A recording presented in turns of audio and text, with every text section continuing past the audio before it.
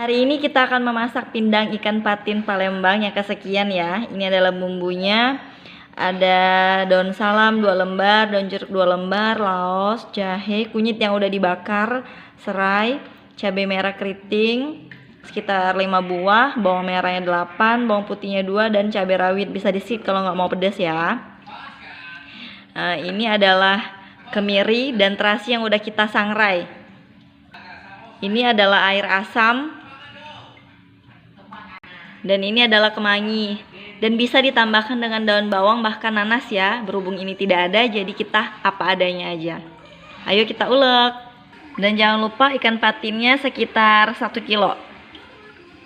Bumbu yang telah kita siapkan di awal tadi yang udah kita haluskan, jahe, laos, dan serainya kita geprak aja ya. Dan jangan lupa daun jeruknya dibuang ya, tulang tengahnya. Ini air yang udah kita didihkan. Ketika mendidih baru kita cemplungkan bumbu-bumbunya ya. Bumbunya mulai kita masukkan ya. Ini adalah takaran bumbu, kita kasih garam, gula. Ini adalah lada, garam, gula, masako, dan kecap ya.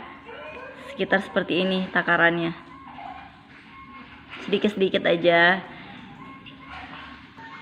Lalu kita masukkan ikannya. Udah wangi sekali ya, tercium baunya ya.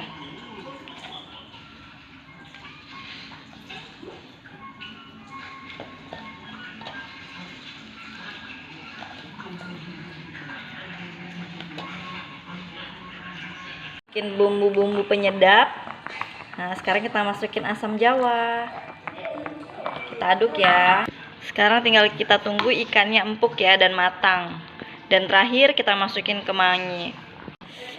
Pindang ikan patin kita udah jadi. Selamat mencoba.